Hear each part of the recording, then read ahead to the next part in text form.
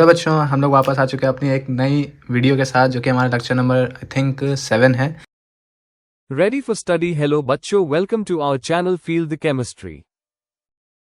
और जिसमें हम आगे पढ़ेंगे limitations of first law of thermodynamics, जो कि इंट्रोडक्शन भी कहा जाता है आपका सेकेंड लॉ ऑफ थर्मोडायनेमिक्स का। ठीक है, इसके बाद आपका एक नया स्टेट टर्म पढ़ेंगे हम, जो कि स्टेट फंक्शन होगा आपका एंट्रोपी का। एंट्रोपी है, लास्ट बचेगा आपका गिब्स फ्री एनर्जी, देन आपका ये पूरा चैप्टर कंप्लीट हो जाएगा। कुछ और न्यूमेरिकल्स की वीडियो मैं अलग से बना के डालूंगा, जो कि आपने न्यूमेरिकल्स कुछ लगाए हुए थे। तो अभी हम देखते हैं अपना फर्स्ट लॉ ऑफ थर्मोडायनेमिक्स की लिमिटेशंस क्या है। पहला क्या कहता है आपका डायरेक्शन ऑफ एनर्जी फ्लो, मतलब ये है कि आपका जो फर्स्ट लॉ ऑफ थर्मोडायनेमिक्स था, ये एनर्जी के फ्लो का जो डायरेक्शन था उसको इंडिकेट नहीं कर पाता था, उसको एक्सप्लेन नहीं कर पाता था। जैसे कि आपको अगर मैं समझाऊं तो एक एग्जांपल है, जैसे कि आप यहाँ पर पढ़ सकते हैं, the law doesn't indicate the natural direction of energy transfer, मतलब कि जो आपका नेचुरल ट्रांसफ़र होता है एनर्जी का, वो किस तरह से होता है उसको ये समझा नहीं सकता था, समझा नहीं पाया था, इसीलिए फिर सेकेंड लॉ लाया गया था।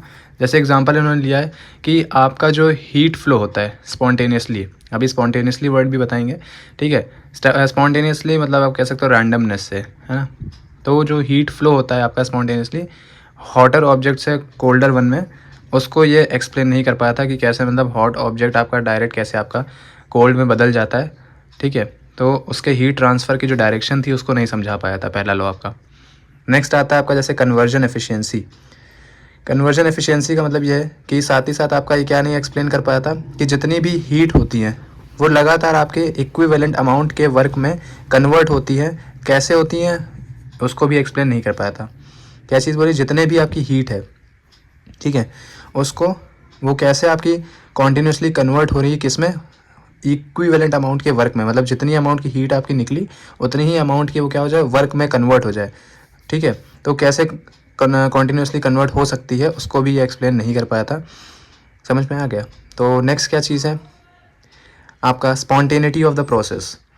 स्पॉन्टेनिटी का मतलब ये है कि जैसे फर्स्ट लॉ जो था वो ये प्रेडिक्ट नहीं कर पाता था, ये नहीं बता पाता था कि आपका प्रोसेस जो है वो स्पॉन्टेनियसली हो रहा है या नहीं हो रहा है ना।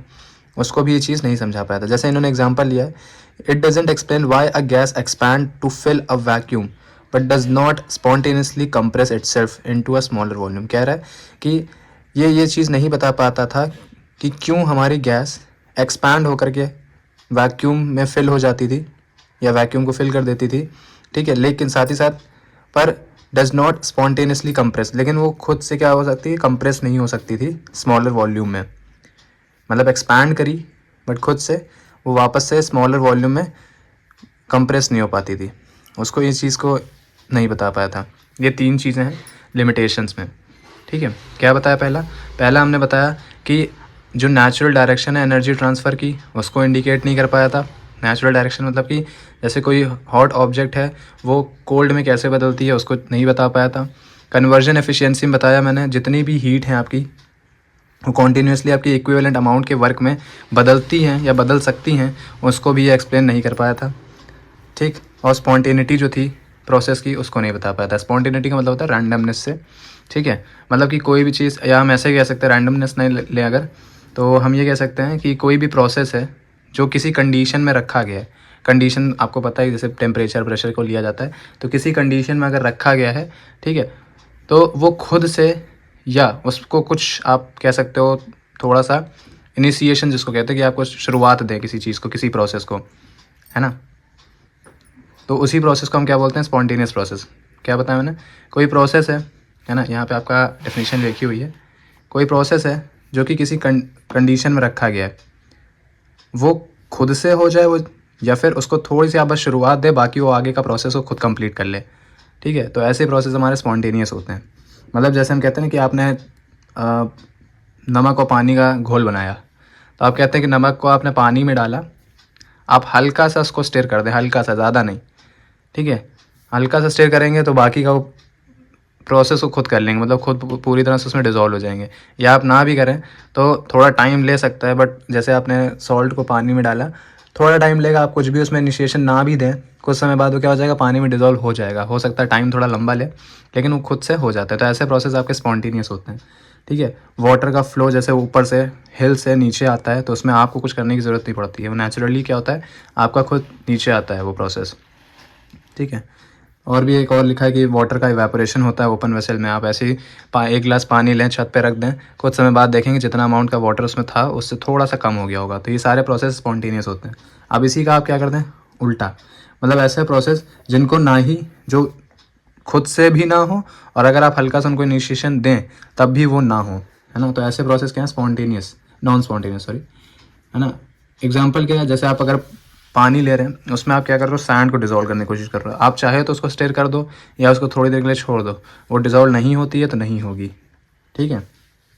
और अगर स्पॉन्टेनियस में था कि ऊपर से हिल से नीचे की तरफ डाउन डायरेक्शन वाटर का फ्लो होता है तो वो स्पॉन्टेनियस है। लेकिन आप अगर उसका रिवर्स करना चाहो, मतलब कि नीचे से किसी चीज़ को ऊपर भेजना चाहें तो वो नहीं हो सकती है। तो ये प्रोसेस क्या है नॉन स्पॉन्टेनियस है, ठीक है। नेक्स्ट आता है ड्राइविंग फोर्स। ड्राइविंग फोर्स क्या होता है, ऐसा फोर्स जो आपके स्पॉन्टेनियस प्रोसेस के लिए रिस्पॉन्सिबल होता हो। मतलब स्पॉन्टेनियस प्रोसेस को कराने के लिए अगर आप कुछ फोर्स लगा रहे हैं तो ऐसा फोर्स हमारे क्या होता है ड्राइविंग फोर्स, है ना। जैसे ड्राइविंग मतलब कि आप कुछ हल्का सा उसको पुश करो, बाकी वो खुद से उसके बाद स्टार्ट हो जाए। तो ऐसा फोर्स क्या है हमारा ड्राइविंग फोर्स, ठीक है। नेक्स्ट देखते हैं, एक बार देख लीजिए डेफिनेशन भी लिखी है मैंने। Force which is responsible for a spontaneity of a process, मतलब प्रोसेस की स्पॉन्टेनिटी के लिए जो फोर्स आपका रिस्पॉन्सिबल होता है उसको हम ड्राइविंग फोर्स बोलते हैं। तो देखते हैं नेक्स्ट हमारा आता है अब स्टेट फंक्शन एंट्रोपी। देखिए पीछे हमने जो उसमें रैंडमनेस बोल दिया था उसको आप थोड़ा सा इग्नोर करिएगा। रैंडमनेस मेनली आपका एंट्रोपी के लिए होता है, स्पॉन्टेनियस के लिए नहीं है, ठीक है। उसको वहाँ पे थोड़ा सा इग्नोर करिएगा। बाकी मैंने डेफिनेशंस क्लियर कर दिए हैं, आप उससे देख सकते हैं। एंट्रोपी मैंने क्या होता है, एंट्रोपी जो होता है वो आपके सिस्टम की जो रैंडमनेस होता है या उसमें जो डिसऑर्डर होता है उसको मेजर करने के लिए यूज़ किया जाता है, ठीक है। सॉलिड में जैसे क्या होता है, सॉलिड में आप देखेंगे क्योंकि जो मॉलिक्यूल्स होते हैं वो बहुत ही क्लोज या टाइटली पैक्ड होते हैं, तो उसमें अगर आप देखेंगे तो वहाँ पे रैंडमनेस बहुत ही कम होता है। इसलिए इसमें एंट्रोपी मेजर करना क्या होता है बहुत ही कम आती है एंट्रोपी, एक तरह से कह सकते हैं। और लिक्विड में क्या होता है इंटरमीडिएट रहता है, उसमें थोड़े बहुत आपके पार्टिकल्स इधर उधर होते हैं, तो उसका रैंडमनेस जो होता है वो आप थोड़ा सा मेजर करेंगे तो इसके कंपैरिजन में सॉलिड के कंपैरिजन में उसमें ज़्यादा होगा। गैस में तो बहुत ज़्यादा रैंडमनेस होता है। तो अगर आप देखेंगे इसका इंक्रीजिंग या डिक्रीजिंग ऑर्डर अगर आप पढ़ना चाहें तो एंट्रोपी क्या हो रही है आपकी सॉलिड से गैस तक जाते जाते इंक्रीज़ कर रही है। इसकी जो रैंडमनेस या डिसऑर्डर है वो आपका सॉलिड से गैस में क्या होता है इंक्रीज़ करता है। नेक्स्ट अगर देखें तो क्या है, आप यहाँ पे जैसे मैंने लिखा भी हुआ है, जैसे कि इंटरनल एनर्जी और एंथैल्पी होती है या एंट्रोपी है, ये सब जैसे कि आपके स्टेट फंक्शन से हमने पीछे कवर किए हैं, इसी तरह से आपकी एंट्रोपी भी क्या है एक तरह की स्टेट फंक्शन ही होती है ना। और जो आपकी वैल्यू में चेंज आएगा एंट्रोपी चेंज के दौरान, प्रोसेस के दौरान, ठीक है। एंट्रोपी में क्योंकि जो चेंज आ रहा होगा तो उसको हम क्या बोलते हैं चेंज इन एंट्रोपी। जैसे हम पीछे पढ़ते आ रहे थे, अगर आप कोई प्रोसेस कर रहे हैं और उसकी वैल्यू में कुछ अगर डिफरेंस आता है तो उसको वो किसको बताता है, उसी स्टेट फंक्शन के चेंज को बताता है। तो यहाँ पे जैसे कि अगर आपका देख रहे हैं सॉलिड से गैस में जाने में वैल्यूज़ में चेंजेस आएंगे तो ये किसको बताएगा आपके चेंज इन एंट्रोपी को बताएगा, ठीक है। इसको हम किस तरह से करते हैं, वहाँ पे जैसे हम लोग एंट्रोपी एंथैल्पी के लिए अगर करते थे, है ना, या फिर हम कहते हैं इंटरनल एनर्जी के लिए करते थे U2 - U1, है ना। चेंज इन प्रेशर करते हैं या वॉल्यूम करते हैं तो V2 - V1 P2 - P1। उसी तरह से एंट्रोपी में भी आपका क्या आता है डेल एस, इसको रिप्रेजेंट किया जाता है एस से, एंट्रोपी के लिए एस लिया जाता है। तो वहाँ पे आपका क्या आता है del S is equal to S2 - S1, जिसमें आपका ये समिशन या कह सकते हैं sigma product minus sigma reactant, ठीक है। अब क्या कह रहा है entropy change during a process is defined as the, इसको किस तरह से आप फॉर्मूले से डिफाइन कर सकते हैं वो बता रहा है कि आपकी जो एंट्रोपी चेंज है प्रोसेस के दौरान उसको किस तरह से डिफाइन कर सकते हैं कि जो अमाउंट ऑफ हीट हमारी एब्जॉर्ब होगी आइसोथर्मली या रिवर्सिबली उसको हम क्या करते हैं एब्सोल्यूट टेम्परेचर से डिवाइड करते हैं जिसमें हीट हमारी एब्जॉर्ब हो रही हो, ठीक है। तो क्या आप समझा हमने, एंट्रोपी चेंज प्रोसेस की जो होती है उसको हम इस तरह से डिफाइन कर सकते हैं जो भी अमाउंट हमारी एब्जॉर्ब हो रही होगी आइसोथर्मली या रिवर्सिबली, आइसोथर्मली और रिवर्सिबली यानी, ठीक है, आइसोथर्मली और रिवर्सिबली जो आपकी हीट एब्जॉर्ब हो रही होगी जितने अमाउंट की उसको हम क्या करते हैं एब्सोल्यूट टेम्परेचर से डिवाइड कर दें जिस पर हमारी हीट एब्जॉर्ब हो रही है, ठीक।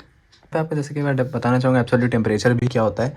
एब्सोल्यूट टेम्परेचर जो होता है वो आपके थर्मोडायनेमिक टेम्परेचर का एक तरह से मेजर होता है आपके टेम्परेचर स्केल में, जहाँ पे आपका जो ज़ीरो होता है टेम्परेचर स्केल पर, ठीक है, वो किसको रिप्रेजेंट करता है? आपके एब्सोल्यूट ज़ीरो को बताता है। और यही पूरी जो चीज़ है ये आपके एब्सोल्यूट टेम्परेचर को डिफ़ाइन करती है, ठीक है।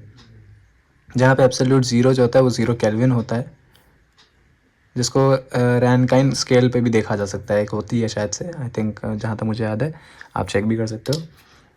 नेक्स्ट हम देखते हैं क्या, ये उसका फॉर्मूला है कि del S is equals to Q reversible upon T, ठीक है, क्योंकि आपकी जो हीट एब्जॉर्ब हो रही होगी वो आइसोथर्मली और रिवर्सिबली हो रही होगी, ठीक है। उसको हम किससे करेंगे? एब्सोल्यूट टेम्परेचर से डिवाइड करेंगे, तो चेंज इन एंट्रोपी को बताएगा।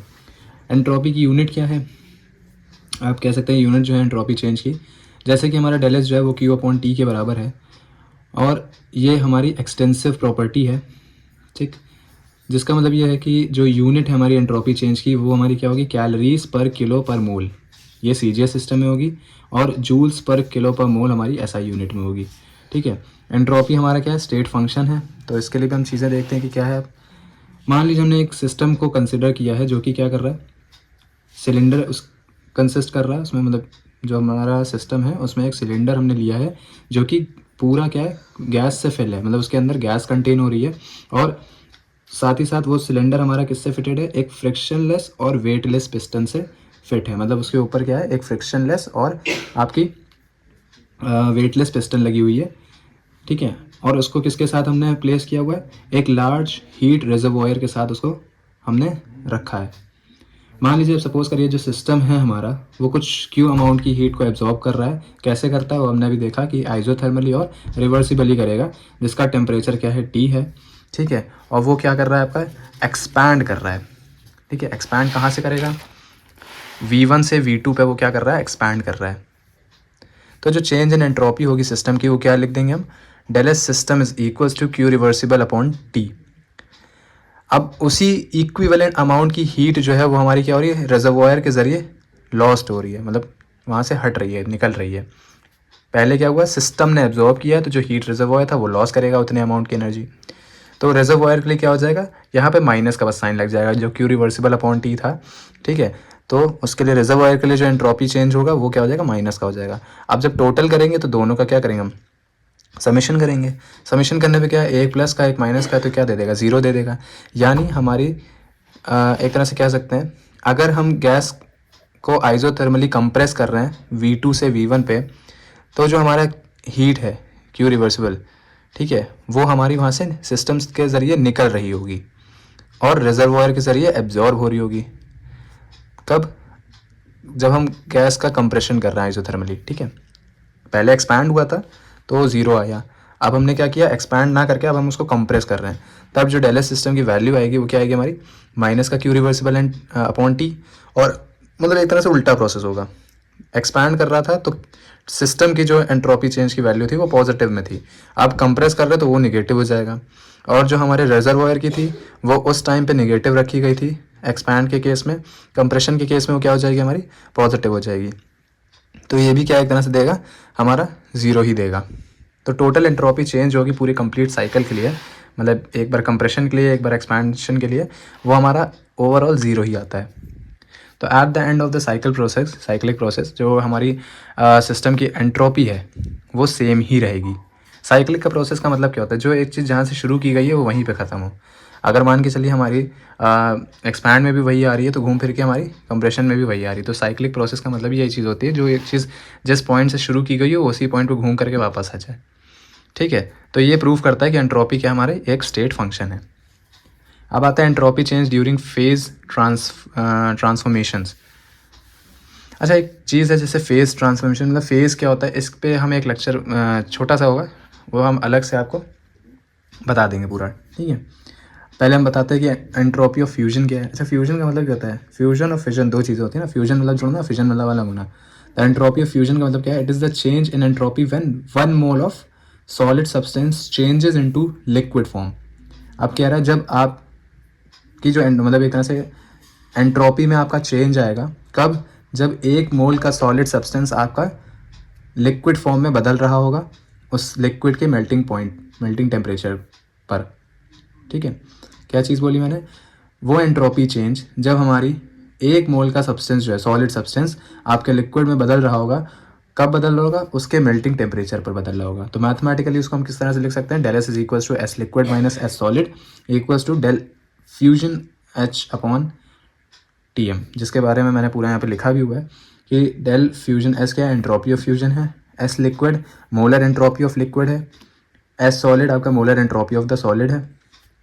और डेल फ्यूजन एच जो है वो एंथैल्पी हो जाएगा पर मोल। ठीक है, नेक्स्ट आते हैं हम टी एम जो लिखा था वो मेल्टिंग टेम्परेचर है डिग्रीज केल्विन में। अगली चीज़ आती है एंट्रोपी ऑफ वेपराइजेशन। वेपराइजेशन का मतलब क्या होगा? अब यहाँ पे आपका लिक्विड वेपर्स में चेंज कर रहा होगा। कब? जब 1 मोल की लिक्विड आप लेते हैं अगर, तो it is the entropy change. ये आपका क्या है? एक एंट्रोपी चेंज है जब आप 1 मोल के लिक्विड को उसके वेपर फॉर्म में चेंज कर रहे होंगे। अब वेपर में हो रहा है तो इसका मतलब बॉइलिंग हो रहा होगा वहाँ पे, तो उसके बॉइलिंग टेम्परेचर पे।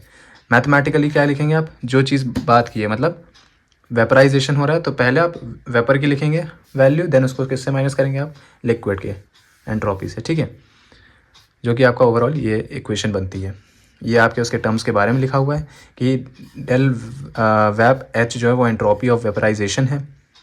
ठीक है, अच्छा एक चीज़ है, यहाँ एच लिख गया है, शायद से ये एस होगा, इसको आप करेक्ट कर लीजिएगा, ये एस होगा। ठीक है, डेल वेप एस तो एंट्रोपी हो जाएगी क्योंकि डेल वेप एच आपकी एंथैल्पी होती है, और लिक्विड की वो मोलर एंट्रोपी हो जाएगी लिक्विड की, molar entropy of the vapour, और टी भी आपका बॉइलिंग पॉइंट होगा, बॉइलिंग टेम्परेचर होगा किसमें?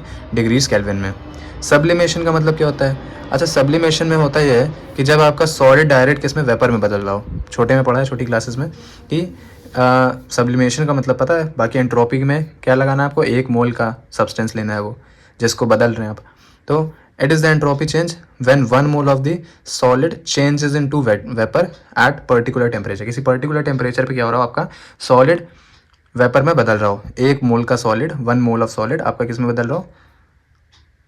वेपर में। ठीक है, इसको भी आप मैथमेटिकली किस तरह से लिखेंगे? Del sub S is equals to S vaporization minus S solid, और ओवरऑल क्या दे देगा आपका? डेल सब एच अपॉन टी। ठीक है, तो यहाँ पे आपके सारे टर्म्स को मैंने लिखा हुआ है, या आप इसको नोट कर सकते हैं या स्क्रीनशॉट ले सकते हैं, जैसा भी आप सही लगे। बाकी मैंने बता के रखा हुआ है कि आप मेरा टेलीग्राम ज्वाइन करिए जो कि डिस्क्रिप्शन में है। वहाँ पे मैं आपको प्रॉपर HD पे आपको PDF बना के पूरी प्रोवाइड कर सकता हूँ, तो आप जब वहाँ पे ज्वाइन होंगे तब मैं प्रोवाइड करा दूँगा। अब यहाँ पे क्वेश्चन लिया मैंने, predict in which of the following entropy increase and decrease. Entropy किस में इंक्रीज करेगी और किस में डिक्रीज करेगी वो प्रेडिक्ट करना है। क्वेश्चन दिया मैंने आपके लिए, कह रहा है liquid crystallises into a solid. अब यहाँ पे लिक्विड क्या हो रहा है? आपका सॉलिड में बदल रहा है। तो अब सॉलिड में बदल रहा है मतलब होता क्या है? हमने क्या पढ़ा है कि सॉलिड में सबसे कम, उसके बाद लिक्विड में आपका होता है, देन सबसे ज़्यादा किस में होता है? आपका गैस में। तो लिक्विड में इंटरमीडिएट होता है रैंडमनेस, है ना। तो वहाँ पे एंट्रोपी क्या होती है? एक तरह से कह सकते हैं लिमिटेड है। और अगर वो अब सॉलिड में चली जा रही है, इसका मतलब क्या होगा? उसके मॉलिक्यूल्स और आपस में क्लोज आ जाएंगे, रैंडमनेस होगी नहीं, तो एंट्रोपी क्या होगी? वहाँ घट जाएगी। तो इसका आंसर क्या हो जाएगा आपका? कि डिक्रीज करेगी, क्योंकि सॉलिड जो होता है उसमें ऑर्डर्ड अरेंजमेंट होते हैं उसके कॉन्स्टिट्यूएंट पार्टिकल्स के। टेम्परेचर जो है क्रिस्टलाइन सॉलिड का वो रेस कर रहा है 0 से 115 केल्विन पे। अच्छा देखो, अब यहाँ पे क्या हो रहा है? टेम्परेचर आपका बढ़ाया जा रहा है क्रिस्टलाइन सॉलिड का 0 से 115 केल्विन। तो एंट्रोपी क्या होगी? अब भाई अगर टेम्परेचर बढ़ा रहे हो तो रैंडमनेस क्या होगी? वो थोड़ी बढ़ेगी। तो एक तरह से आप कह सकते हो डायरेक्टली प्रोपोर्शनल होता है टेम्परेचर के, तो इंक्रीज़ करेगी। बिकॉज 0 केल्विन पे वहाँ पे परफेक्ट ऑर्डर था कॉन्स्टिट्यूएंट पार्टिकल्स का। जैसे ही आप टेम्परेचर को इंक्रीज़ करेंगे, पार्टिकल्स जो होंगे वो वाइब्रेट करना स्टार्ट करते हैं। ठीक है, और उनके बीच का मतलब अपने इक्विलिब्रियम पोजीशन पे, अपनी जहाँ पे थे वहीं पोजीशन पे वो वाइब्रेट करना शुरू करते हैं, और उसमें क्या हो जाता है? डिसऑर्डर आने लगता है। ठीक है, और यही तो हमारा एंट्रोपी बताता है। तो ये क्वेश्चन सेकंड हो गया। थर्ड एक है आपका ट्वाइस का NaHCO3, ठीक है, सोडियम बाइकार्बोनेट, और ये आपका क्या हो रहा है? गिव दे रहा है Na2CO3 कार्बन डाइऑक्साइड और वाटर। अब इसमें क्या चीज़ होगी ये देखते हैं। इसमें भी क्या कर रहा है? आपका इंक्रीज़ करेगा, क्योंकि जो रिएक्टेंट है वो सॉलिड है और जो प्रोडक्ट आपका मिल रहा है वो गैशियस सब्सटेंस है। ठीक है, तो आपको पता है कि गैस में एंट्रोपी क्या होती है? ज़्यादा होती है, सबसे ज़्यादा होती है। तो उसी तरह से यहाँ पे आपका ये आंसर जो होगा इंक्रीज़ करेगा। ठीक है, लास्ट आपका क्या था? क्वेश्चन देख लीजिए। हाँ, गैस से गैस में जा रहा है, H2 गैस है और वो ट्वाइस का H हो रहा है। तो यहाँ पे भी क्या होगा? इंक्रीज़ करेगा, क्योंकि जो प्रोडक्ट है उसके पास क्या है? लार्जर नंबर ऑफ पार्टिकल्स है, मतलब 2H आ गया ना वो। 2 मोल्स के, तो वहाँ पे भी क्या हो रही है, इंक्रीज़ कर रही है। तो ये सारी चीज़ें आपकी कवर होती हैं, है ना। अब आते हैं स्पॉन्टेनिटी को हम एंट्रोपी चेंज के टर्म्स में पढ़ते हैं। कह रहा अगर डेलस टोटल जो है हमारा, या हम जिसको हम डेलस यूनिवर्स कहते हैं, वो पॉजिटिव है हमारा, तो प्रोसेस जो होगा हमारा स्पॉन्टेनियस होगा। ये बहुत इंपॉर्टेंट, इसको आप नोट कर सकते हैं साइड में कहीं। और अगर हमारा जो एंट्रोपी टोटल है, या हम जिसको कह सकते हैं टोटल एंट्रोपी है यूनिवर्स की, वो अगर नेगेटिव हो जाती है, तो यानी क्या हो रहा है, डायरेक्ट प्रोसेस जो होगा वो हमारा नॉन स्पॉन्टेनियस होगा, लेकिन उसका रिवर्स प्रोसेस जो होगा वो स्पॉन्टेनियस होगा। ठीक है, डायरेक्ट प्रोसेस जो होगा वो हमारा नॉन स्पॉन्टेनियस होगा, लेकिन अगर उसका हम उल्टा करें, है ना, तो वो चीज़ क्या होगी, आपकी स्पॉन्टेनियस होगी। कैसे समझ सकते हैं, जैसे वाटरफॉल वाला भी हमने पढ़ा था ना, कि अगर आप नीचे से ऊपर करने की कोशिश करेंगे तो नॉन स्पॉन्टेनियस है, लेकिन उसी का रिवर्स करते हैं ऊपर से नीचे, तो वो तो स्पॉन्टेनियस है ना। तो उसी तरह से। और डेलस टोटल जो है हमारा, या डेलस यूनिवर्स अगर 0 हो जाता है, तो प्रोसेस हमारी इक्विलिब्रियम में आ जाती है। कोई भी वहाँ पे रैंडमनेस होगी नहीं, कोई भी चेंज होगा नहीं, तो वहाँ पे हमारे जो डेलस टोटल की वैल्यू होगी वो क्या हो जाएगी, इक्विलिब्रियम में रहेगा, मतलब प्रोसेस हमारा इक्विलिब्रियम रहेगा। अब कुछ फार्मूलेज और यूनिट्स हैं जिसको यूज़ किया था हमारे, जब हम क्वेश्चंस को सॉल्व करते हैं, ये भी इंपॉर्टेंट है, आप इसको नोट कर सकते हैं। डेलस टोटल और डेलस यूनिवर्स जो है वो हमारे किसके बराबर होता है, Dallas system plus Dallas surrounding के। ठीक है, जैसे हमने पिछले में एकदम फर्स्ट क्लास में पढ़ा था कि system plus surrounding gives to universe. ठीक है, वही वैसे ही यहाँ पे भी है।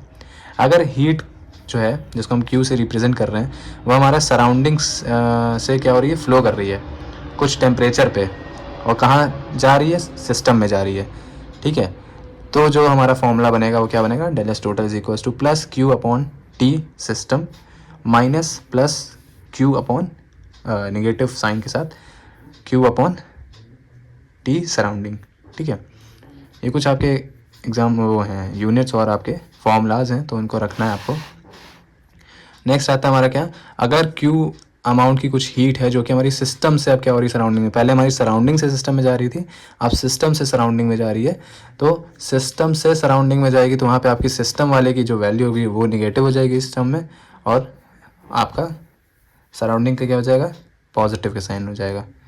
ठीक है, लास्ट है इसका क्यू, अगर क्यू जो है हमारी वो जूल्स में है और टी हमारा केल्विन में है, तो उसकी जो डेलस की यूनिट बनेगी वो क्या बनेगी, जूल पर केल्विन कह सकते हैं, या joule kilo, joule kelvin inverse, ऐसे भी आप कर सकते हैं।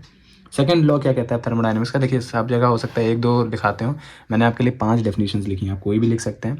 पहली डेफिनेशन क्या कहता है सेकंड लॉ का, कि जितने भी हमारे स्पॉन्टेनियस प्रोसेस होते हैं, मतलब जो नेचुरली अकरिंग प्रोसेस होते हैं, ठीक है, वो थर्मोडायनेमिकली इरिवर्सिबल होते हैं। अगर थर्मोडायनेमिकली देखा जाए, ठीक है, तो वहाँ पे ये सारे प्रोसेस इरिवर्सिबल होते हैं, जितने भी स्पॉन्टेनियस होंगे। मतलब अगर एक स्टार्ट जो आपकी एनर्जी किसी में चेंज होगी, जैसे हमने बोला ना हॉटर टू कोल्ड हो गया, तो कोल्ड से हॉट वापस नहीं होगा।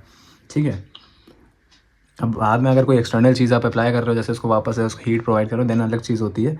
अगर थर्मोडायनेमिकली देखा जाए, मतलब खुद से अगर देखा जाए, तो अगर कोई चीज़ गर्म से ठंडी हो गई है, तो ठंडी से गर्म वापस नहीं हो सकती खुद से, without the help of external agency. अब वही चीज़ देखिए सेकंड डेफिनेशन में कह रहा है कि किसी एक्सटर्नल एजेंसी के हेल्प के बिना कोई भी स्पॉन्टेनियस प्रोसेस जो है वो रिवर्स नहीं हो सकती है।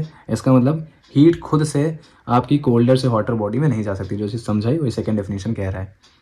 थर्ड डेफिनेशन क्या कहता है, कंप्लीट कन्वर्जन जो होता है आपका हीट का वर्क में, वो इम्पॉसिबल है विदाउट लीविंग सब इफेक्ट, मतलब कुछ इफेक्ट फिर छोड़ेगा, बिना कोई इफेक्ट छोड़े आपकी कोई भी ऐसी कन्वर्जन नहीं है, मतलब कोई भी ऐसा प्रोसेस नहीं है जो हीट को कन्वर्ट कर दे आपके वर्क में, कंप्लीट कन्वर्जन कर दे हीट का वर्क में, ठीक है, बिना किसी इफेक्ट को छोड़े, तो ऐसा कोई भी प्रोसेस नहीं होता है। तो ये भी आपका थर्ड डेफिनेशन है जो सेकंड लॉ ऑफ थर्मोडायनेमिक्स बताता है। फिफ्थ एक कहता है, फोर्थ पीछे लिखी है, वह लिखना भूल गया था, entropy of the universe is continuously increasing, मतलब कह रहा है कि आपकी जो एंट्रोपी है यूनिवर्स की वो लगातार बढ़ती जाती है। एक ये भी आप लिख सकते हैं। लास्ट एंड हमारे लेक्चर का आज का टॉपिक है fourth definition, all spontaneous processes are accompanied by a net increase of entropy.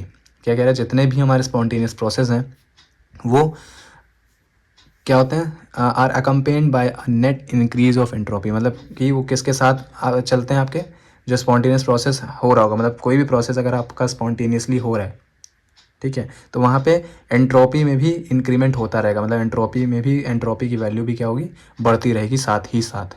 And spontaneous process होता जाएगा और साथ ही साथ आपके एंट्रोपी में भी इंक्रीज़ होता रहेगा। एंट्रोपी की जो वैल्यू होगी उसमें भी बढ़ोतरी होती रहेगी। इसका मतलब ये है कि जितने भी स्पॉन्टेनियस प्रोसेस हैं तो टोटल एंट्रोपी चेंज होगा वो आपके सिस्टम और सराउंडिंग्स का जो एंट्रोपी चेंज की वैल्यू होगी उनको आप सम करेंगे तो वो क्या मिलना चाहिए, हमारा पॉजिटिव होगा।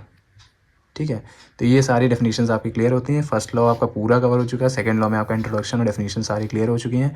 इसके बाद गिब्स का पार्ट बचा है वो कवर करेंगे। Then third law of thermodynamics की डेफिनेशन थोड़ा बहुत चीज़ें होंगी वो खत्म हो जाएगा। हम कोशिश करेंगे 2 वीडियोज़ मैक्सिमम बनेंगी और टॉपिक्स कवर हो जाएंगे सारे। ठीक है, बाकी वीडियोस पसंद आ रही हो तो चैनल को सब्सक्राइब करिएगा, अपने दोस्तों में प्लेलिस्ट को शेयर करिए। मैंने प्लेलिस्ट में ऑलरेडी सारी वीडियोस स्टार्टिंग से एंड तक डाल दी हैं।